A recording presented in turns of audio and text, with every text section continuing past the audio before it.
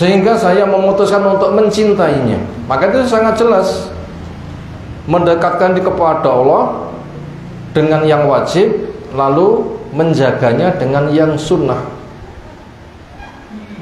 Punya fungsi sebagai penyempurna. Dan itu juga kita bisa membaca di Kitabus Shalah, kitab Fikih Al-Wajiz oleh Syekh Abdul Azim Badawi. Amal pertama kali dari pekerjaan badan yang pertama dihisab apa? Sholat. Sholatnya api, baik. Sholatnya jelek, yang bermasalah. Untuk membuat sempurna, bila punya yang sunnah nanti menjadi penyempurna. Itu jelas ada kata sunnah. Itu pun juga yang memilah-milah seperti itu juga Nabi SAW sendiri. Maka yang ini pun juga anak pun juga wajib tahu di dalam sunnah, di dalam alam fikih. Itu rangkuman yang ketiga yang butuh kita ulas sekilas. Sekarang kita masuk pada apa yang diajarkan kepada anak pada tahapan yang keempat. Yang kemarin mukadimahnya juga sudah kita sampaikan. Sekarang kita masuk pada pembacaannya, yaitu tarbiyatuhum ala mahabbatil ulama wa wulatil amri. Mendidik kepada anak untuk mencintai ulama dan mendidik anak mencintai kepada umara. Rangkuman dari apa yang telah kita sampaikan, bahwa dasar berdirinya negara satu dengan yang lain itu beda.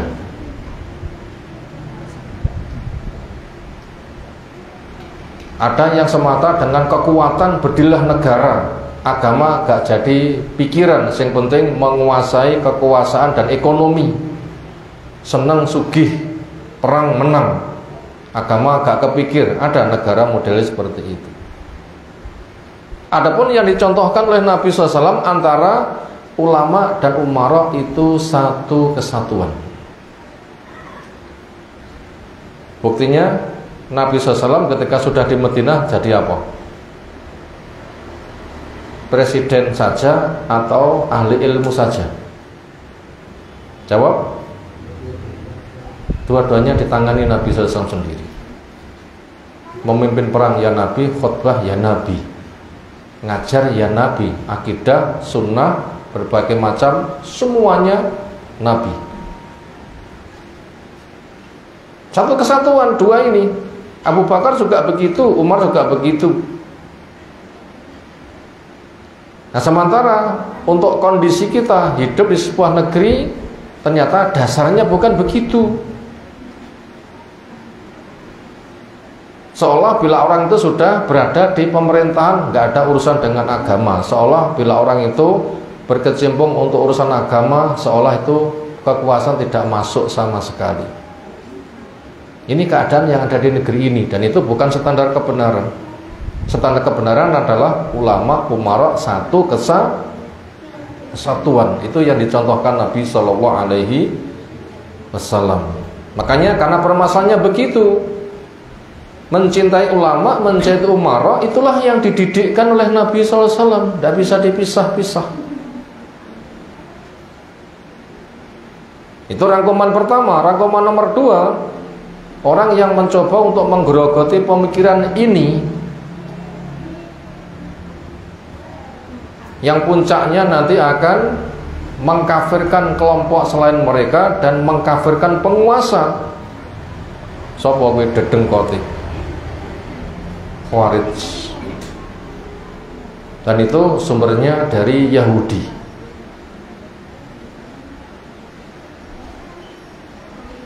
Yang masa keberadaan agama mereka sudah habis.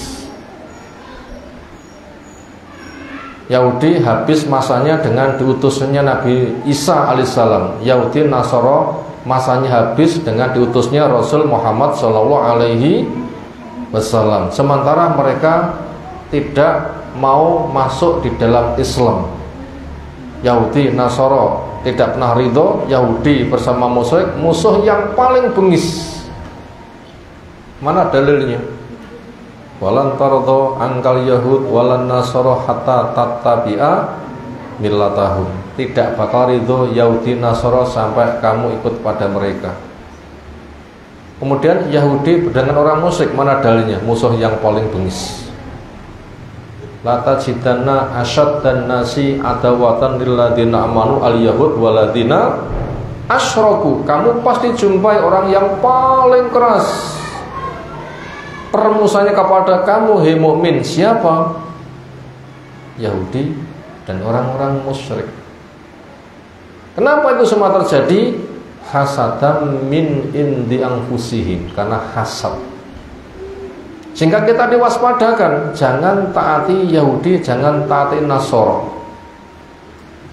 Ya ayyuhalladzina amanu in tuti'ul ladzina utul kitaba min qablikum yaruddukum ba'da imanikum kafirin. Silahkan ayat senada itu dibuka di Ali Imran ayat yang ke-100-an.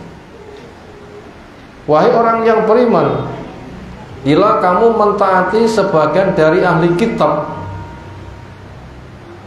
niscaya mereka akan menggiring kamu murtad dengan kamu tinggalkan imanmu, akhirnya kamu jadi kafir. Nah, setelah kita memahami dasar pemikiran kayak begitu, ternyata Khawarij itu memang bahannya dari sana. Abdullah bin Sabah, bosnya, yang sudah mengkritisi Nabi SAW, itu muncul ketika pembagian ghanimah dari perang Hunain. Nabi dikatakan tidak adil. Nabi dituduh cara berbaginya tidak dicari dengannya wajah Allah. Dituduh tidak adil, sebuah pembagian yang tidak digunakan untuk mencari wajah Allah. Itu sudah mulai. Itu penyakit yang menggerogoti, yang amat sangat bahaya, datang dari sana. Lalu bagaimana dasar pemikiran Khawarij? Siapa tahu? Iman wajib sempurna, yang ada naik tidak boleh turun. Satu dosa besar walau bukan syirik sudah cukup membuat murtad, hanya gara-gara bukan kelompoknya kafir, neraka selamanya. Itu permasalahan itu ada di sana. Makanya mereka itu semangatnya beragama pol. Kenapa? Karena programnya tidak boleh ada dosa. Programnya tidak boleh ada dosa. Dan mereka itu spesial menggerogoti di bidang kekuasaan, karena mereka hendak memisahkan antara agama dan kekuasaan. Ini kira-kira wayang kulit dipisah antara pringe karo kulite dadi apa kira-kira? Ya kayak kulit mek keluar-keluar gitu kan, ya gak ada bentuknya. Itu mau untuk memudahkan pemahaman, untuk promosi kondelok wayang kulit. Nggak salah tafsir.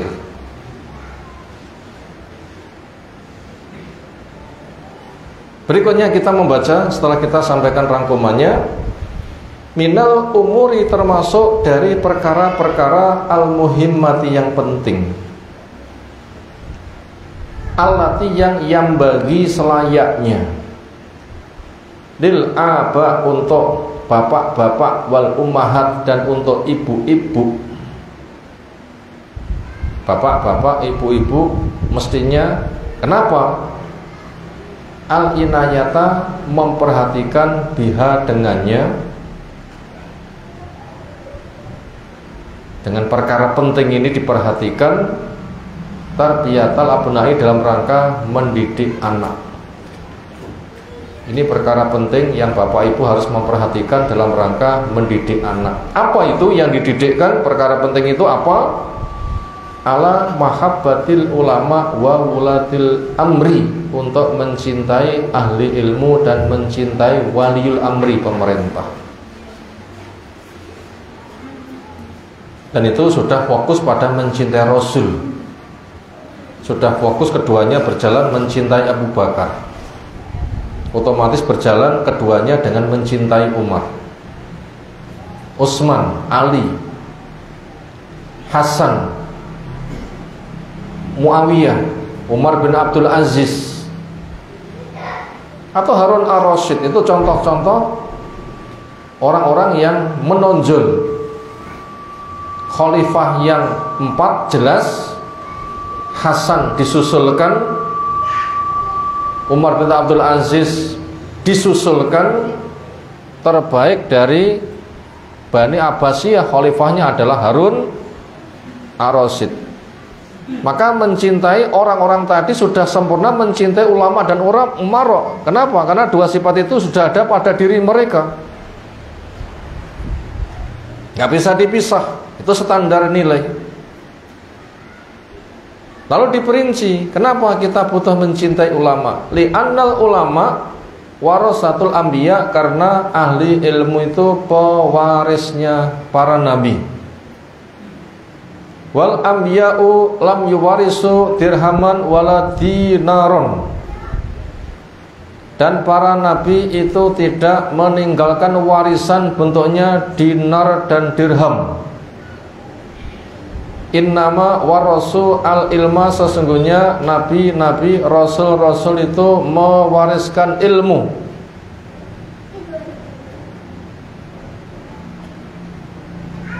Faman akhadahu akhadha bi khaldin wafirin min mirasihim. Maka barang siapa yang mengambil warisannya para nabi, berarti dia telah mengambil bagian yang sempurna.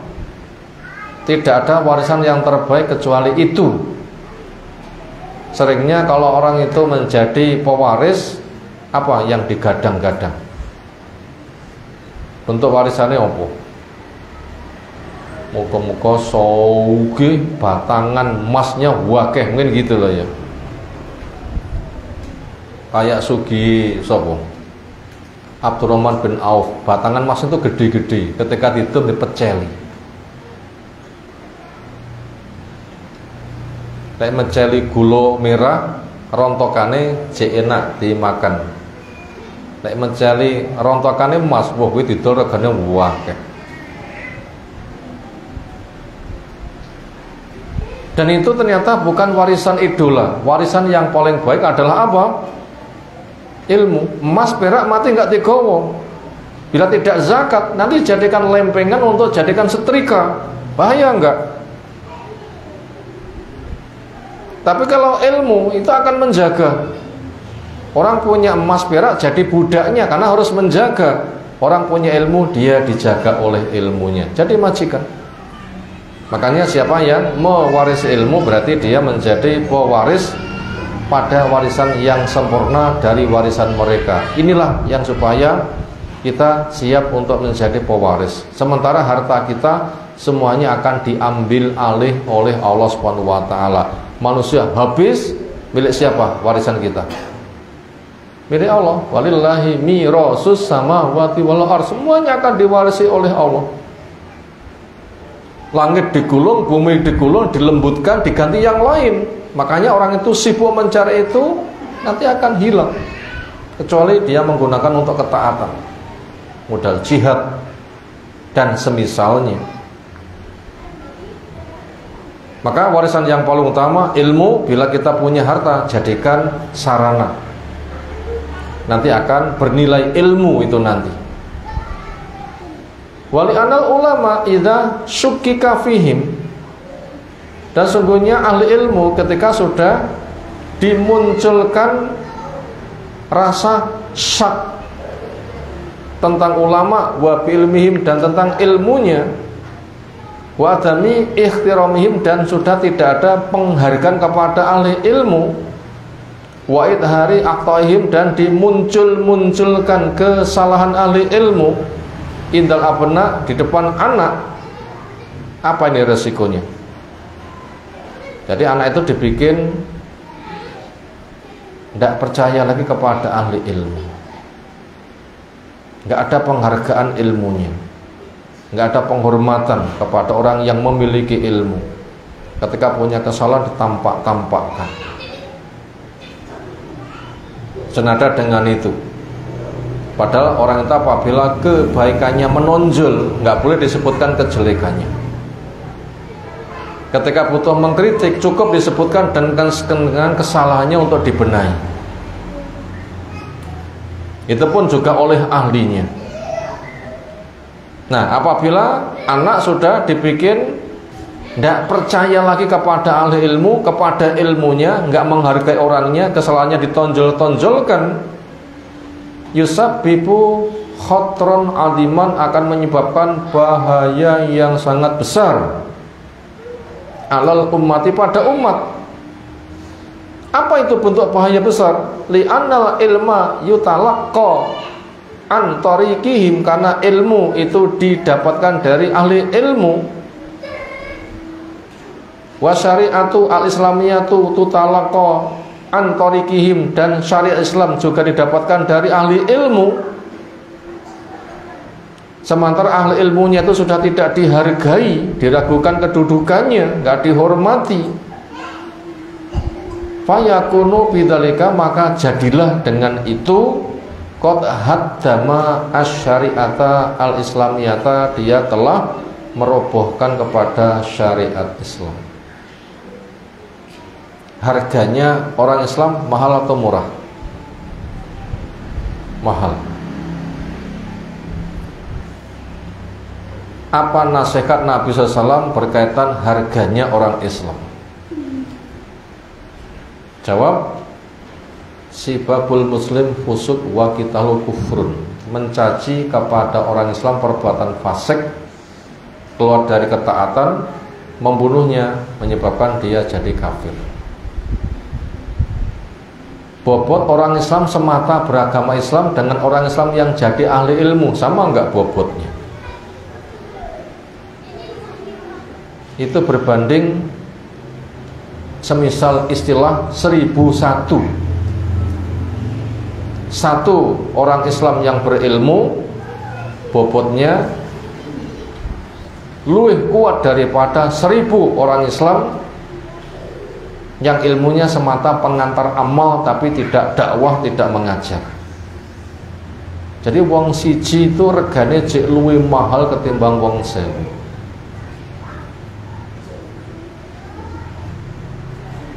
Kedudukan Nabi SAW di depan para sahabat itu bagaikan bintang-bintang yang tidak bisa diraih oleh penduduk bumi. Itu tingginya ilmu. Sementara ahli ilmu kan mewarisi kedudukan yang sangat tinggi sekali. Kalau semata keislaman saja ketika membunuh sudah menyebabkan kafir, bila yang dibunuh itu ahli ilmu, apa resikonya? Kafir ping 1000 ngono kira-kira ya. Atau lebih berat daripada itu semuanya. Karena jelas berbeda. Hal yastawi alladzina ya'lamun waladina la ya'lamun. Apakah sama orang yang punya ilmu dengan yang tidak? Jawabnya tidak sama. Itu tadi sebagai perbandingannya. Semata beragama Islam saja sudah mahal, kalau punya ilmu lebih mahal lagi. Apa jadinya bila anak kita sudah dicekoi dengan pemikiran tidak percaya lagi kepada ahli ilmu? Ini kan hancur-hancuran. Wa kadzalika, begitu al-ibnu anak indama yakburu, ketika anak gede, sofa yabhasu amman yatalaqqa al-ilma anhu, dia pun juga akan mencari-cari dari siapa ia dapatkan ilmu itu. Karena ahli ilmunya itu sudah diragukan kedudukannya. Walai ya'khudha an ulama, tentunya dia tidak akan mengambil ilmu dari ahli ilmu yang pasti.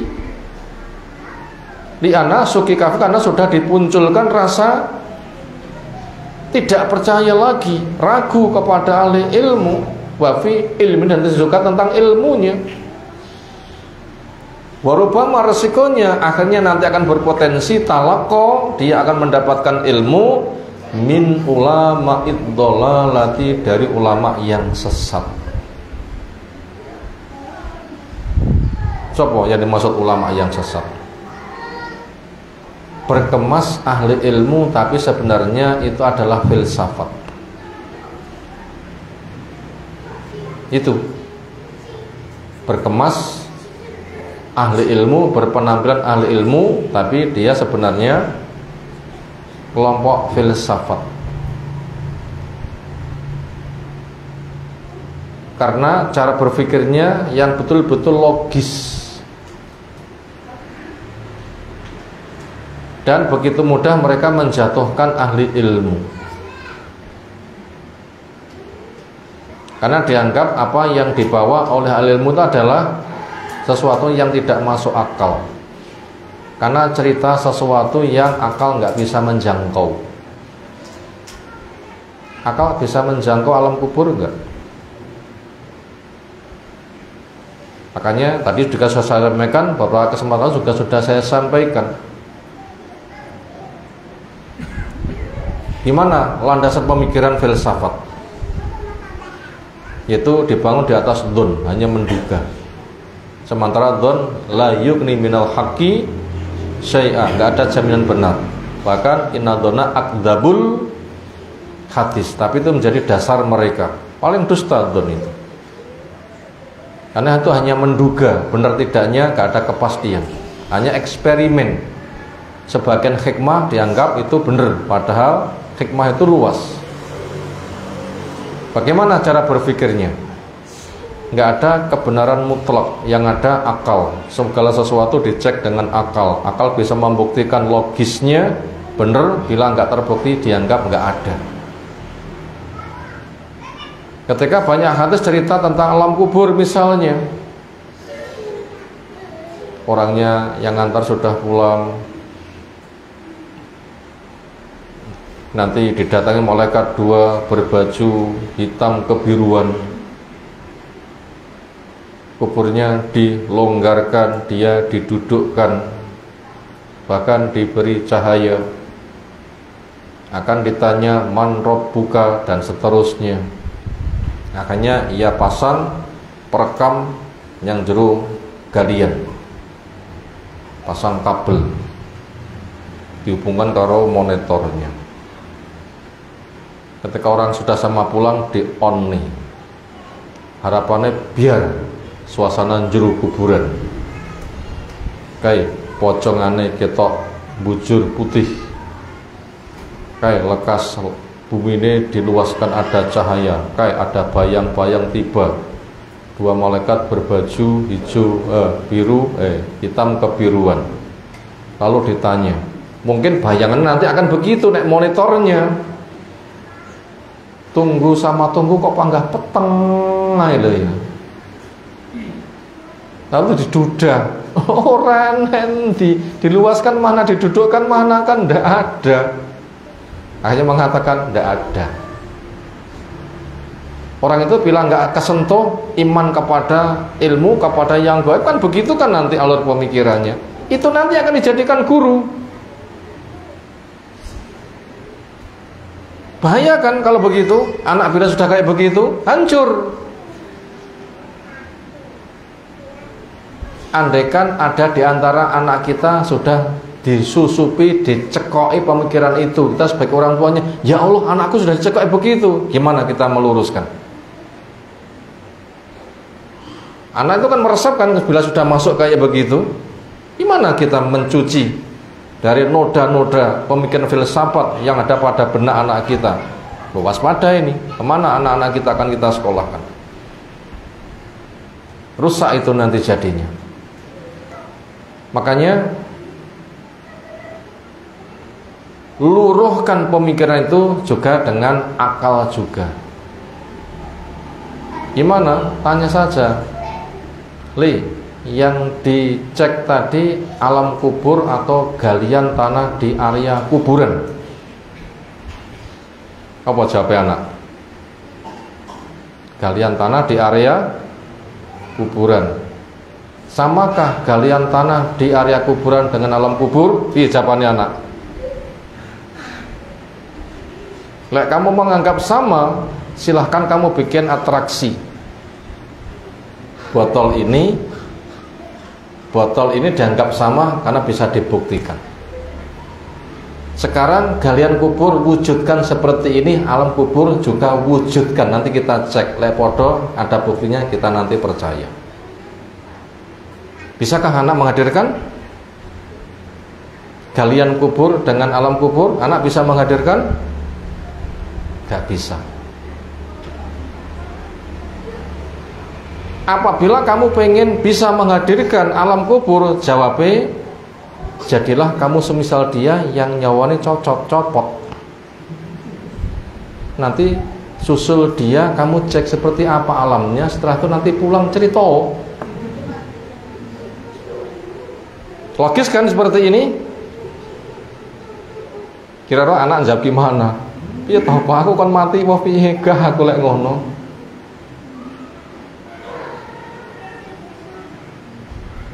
Bila sudah tidak bisa menjawab, akhirnya kita didik anak juga dengan pemikiran yang logis. Namanya alam itu double, ada alam zahir, ada alam batin, ada alam hadir, ada alam ghaib. Alam hadir yang nyata, kita diberikan indera, mata, telinga, dan sebagainya, ngecek dewe bisa. Kambing dicipta untuk alam nyata tanpa agama, selesai, ya enggak? Kambing dicipta untuk alam nyata tanpa ilmu, ternyata bisa hidup, ya enggak? Lek manusia juga seperti itu, berarti kamu kelasnya kambing. Mesti protes nanti anak bila sudah seperti itu. Sekarang kita kembali, namanya hidup itu berjodoh, ada depan, ada belakang, ada awal, ada akhir, ada dunia, ada akhirat.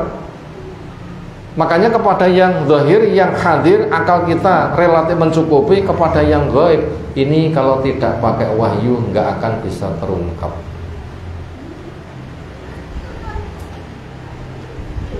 Nggak akan bisa terungkap.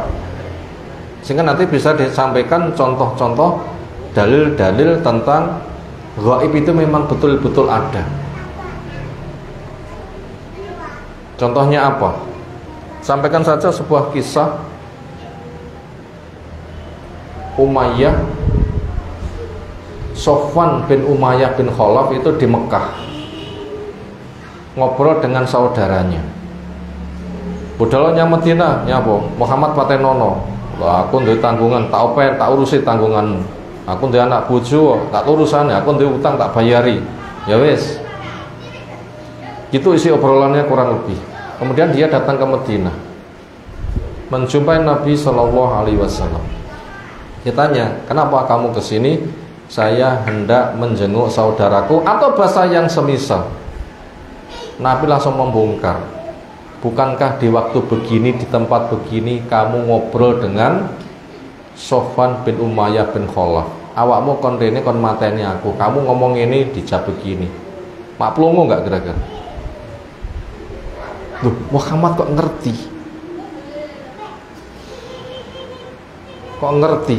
Sing bocone berita sapa? Kolengan nggae handphone kayak disadap ya kira-kira ya. Ya, sudah disadap ya kala itu ya kira-kira. Ya. Tapi punya alat penyadapan kira-kira ya. Kok ngerti ya? Fitrahnya itu muncul. Kalau begitu keberadaan Allah itu memang betul-betul ada. Itu sudah ada fitrah itu. Akhirnya itu diwujudkan. Masuk Islam dia. Ini diantara satu dalil yang kayak begini jumlahnya banyak untuk pembuktian gaib itu memang ada. Termasuk di dalam Al-Quran itu sepertiga berisi kisah. Begitu detailnya. Akhirnya itulah mukjizat Al-Quran. Kok bisa menceritakan kisah orang tempo dulu begitu detailnya? Itu kalau bukan wahyu tidak mungkin terjadi. Sementara Nabi kita tidak pernah berguru kepada ahli kitab dan buta huruf, nggak mungkin membaca kitab mereka. Kalau bukan wahyu nggak mungkin. Ini untuk menimbulkan iman kepada yang gaib, adanya wahyu.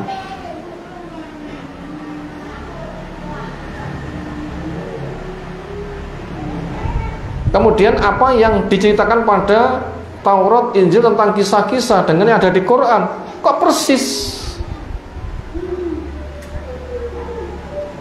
Kalau tidak percaya, Nabi kita ketika dakwah ke Taif ditolak, diusir, dilempari sampai luka-luka berat. lalu sembunyi di sebuah kebun, lalu menengadahkan tangan berdoa. Suara doanya didengar oleh pemilik kebun, lalu ngomong kepada pembantunya, wong kae potelno buah anggur wehno kok mesakni. Begitu teko diwehne, terjadi perbincangan Nabi dengan dia. Nabi tanya, siapa kamu? Saya fulan. Kamu dari mana? Dari anu. Wah, negeri ini Nabi Yunus toh. Wonge mak pelungu. Dari mana kamu tahu? Dia itu kan saudara saya. Saudara gimana? Dia seorang nabi, saya juga seorang nabi. Berita dia sudah Allah ceritakan kepada saya. Ini kan juga termasuk mukjizat. Nabi tahu persis seluk-beluk Nabi Yunus itu seperti apa, sehingga dia seolah punya kitab cerita tentang itu. Loh, kok persis. Yang kayak begini kita butuh masukan kepada anak. Apabila anak itu sudah kadung keracunan filsafat tadi, akhirnya kita kikis untuk kita giring iman kepada yang gaib. Makanya perkara-perkara gaib itu ada, dan itu tidak akan mungkin bisa terbongkar kecuali menggunakan wahyu. Itulah Al-Quran, itulah Rasul. Apabila kamu nggak percaya itu wahyu, sekarang gawe yo kitab semisal Al-Quran. Oh, tambah apa di tentang ngono? Bisa bikin? Wa in kuntum fi raibin mimma nazzalna abdina fa'tu bi suratin mim misli. Bukan satu kitab, satu surah saja. Gak iso sing dawa, ya sing paling endek. Apa sing paling endek? Inna a'tayna kal kausar. Tokoh Arab mencoba menandingi inna a'tayna kal kausar. Apa itu unen-unene? Kodok. Tahukah kamu kodok itu apa? Kodok ialah hewan berkaki 4 lek mlaku mencolot-mencolot. Ngono ki jereke wahyu loh ya. Karo koncone langsung di jelek nih. Blebok. Senada itu sing muni koncone dewi. Nggak mungkin apa yang dibaca Muhammad dengan yang kamu bawa. Bagaikan bumi dengan langit. Di sini untuk memupuk. Ini diantara program ahli filsafat untuk membunuh yang hak, diracunkan kepada anak-anak yang risikonya seperti itu. Maka dijatuhkan martabat ahli ilmu, sudah dibikin ragu, tidak dipercaya. Akhirnya anak tidak mencari ilmu lagi kepada ilmu yang hak, kepada ahli ilmu yang hak. Ujung-ujungnya ketika mereka butuh ilmu, digiring kepada ahli filsafat. Bila ada, mungkin senada dengan itu cara menyelesaikannya. Dan itu penting. Apabila tidak, nanti hancur masa depan. Apabila anak-anak itu sudah seperti itu pemikirannya. Nah begitu. Dan nanti mereka akhirnya akan mencari ilmu kepada ulama yang sesat, dan itulah yang diwaspadakan Nabi SAW. Innama akhafu alaikum al-a'imah al-mudillin. Sesungguhnya yang kufatin kepadakan ulama penyesat itu contohnya.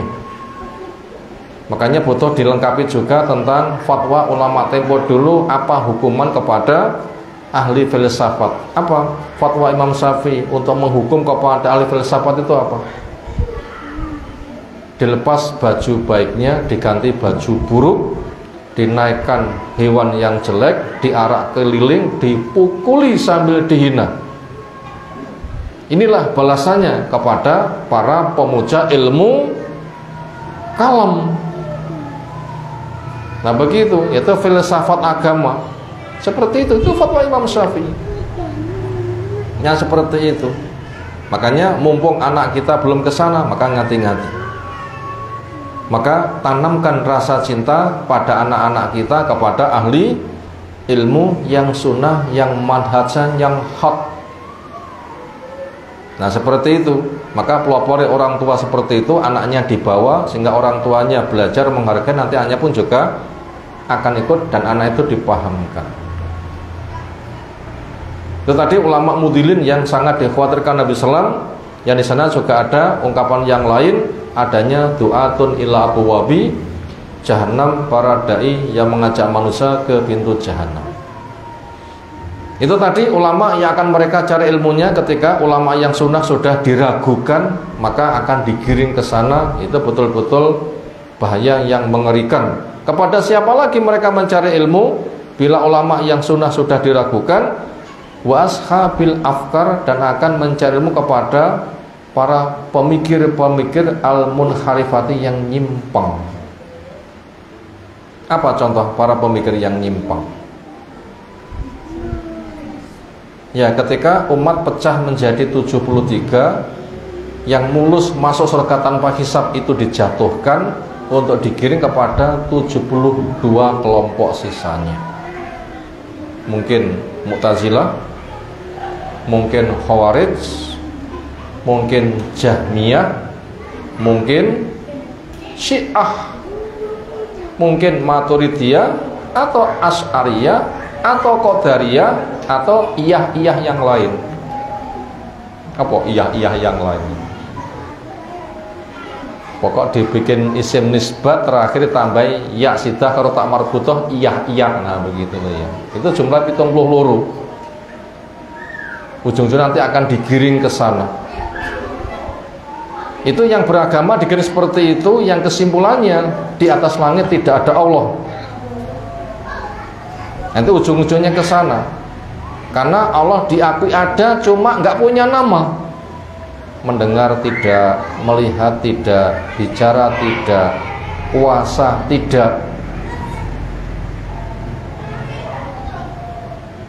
Diakui Allah tapi nggak diakui nama dan sifatnya. Itu kan semisal benda nggak ada fungsinya.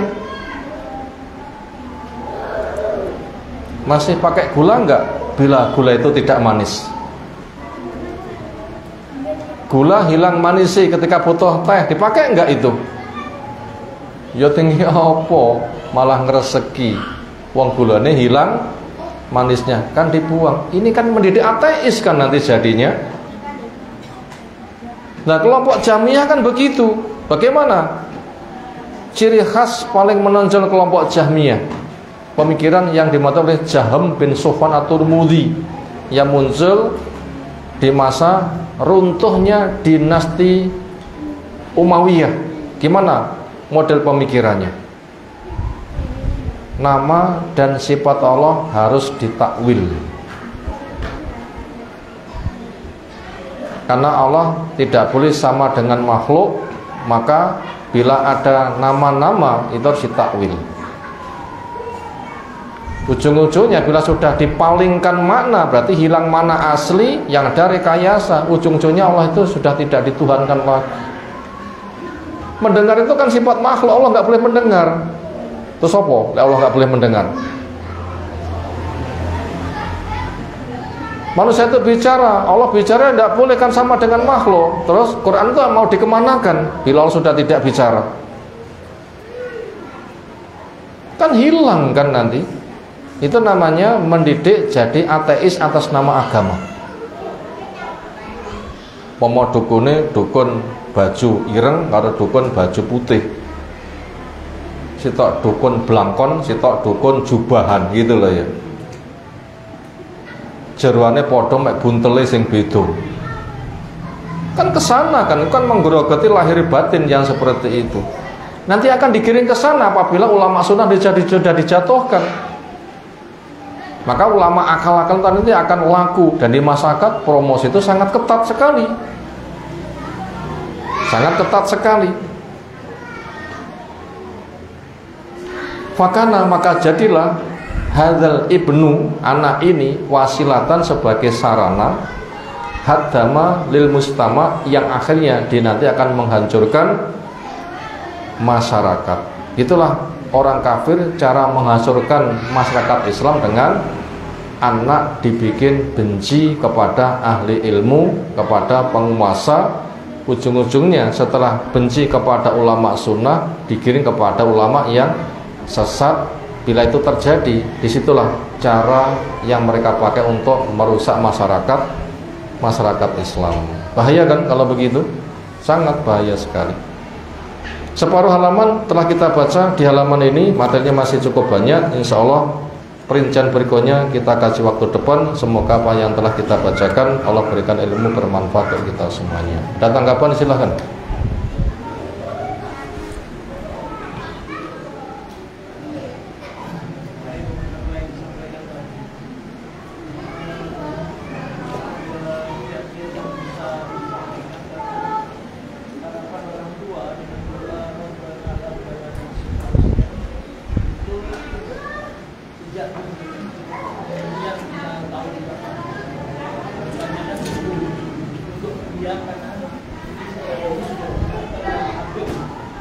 Terus berhenti?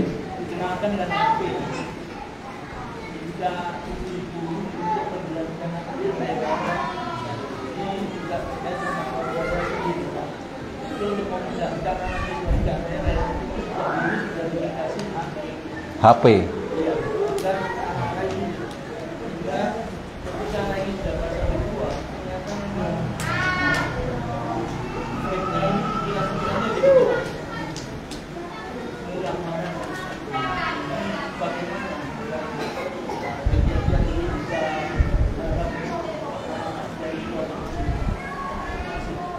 Tren yang ada di masyarakat ketika orang tua mendidik anak apone sedang rewel ben gampang meneng cekeli HP. Tren mboten kira-kira? Aku yang ngono ya.